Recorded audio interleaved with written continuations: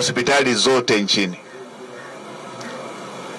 mama mjamzito ambaye ameshapatwa uchungu, ameshafika hospitalini, ana complication au hana complication, asisubirishwe kujiandikisha kabla hajaanza kupata huduma. Apelekwe kwanza kupata huduma.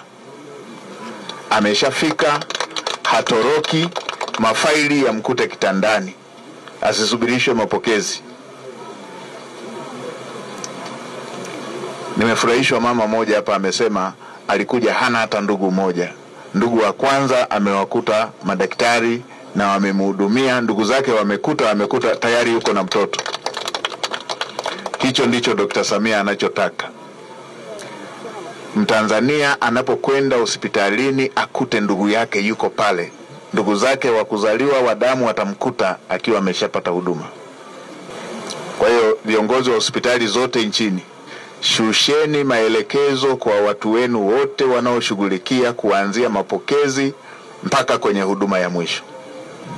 Najua madaktari ni professionals, hatutegemei jambo la tofauti. Huku kwingine huku tunajua wauguzi wetu ni professionals, hatutegemei mambo ya tofauti. Kwingine kote, Wizara ya Afya, MSD na hospitali zetu zote, ni lazima tuweke vipaumbele vya kununua dawa kufatana na matumizi yake. Hii story ya baadhi ya maeneo mwananchi kupata vipimo vyote alafu hospitali kubwa ya serikali ya nchi kubwa kama Tanzania anaambiwa dawa haipo, nenda kwenye kioski kule ndo upate dawa. Hii sio story inayopendeza. Linawezaje duka binafsi lipate dawa ambayo serikali haiwezi kupata? Wapo wanaonunua, wapo wanunuzi wanaofanya makusudi.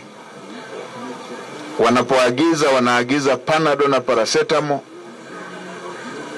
alafu kwenye kuandika wanajua kule dawa ziliko kwenda, zile zilizo muhimu ambazo watu wanatakiwa watibiwe nazo. Kwa kila akimwandikia, anamwandikia aende kwenye duka lake.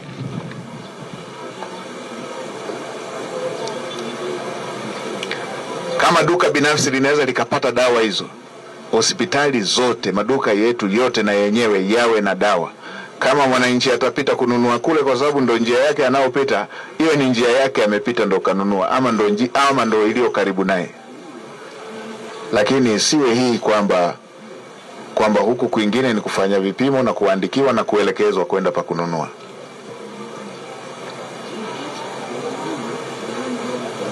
Mheshimiwa Rais, na mimi najua hili, Mheshimiwa Rais ametumia fedha nyingi sana kwenye vifaa na dawa.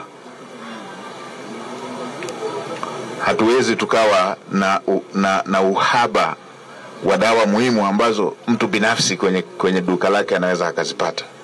Kwa hiyo hili nalisemea kwa wizara, MSD na hospitali zetu zote.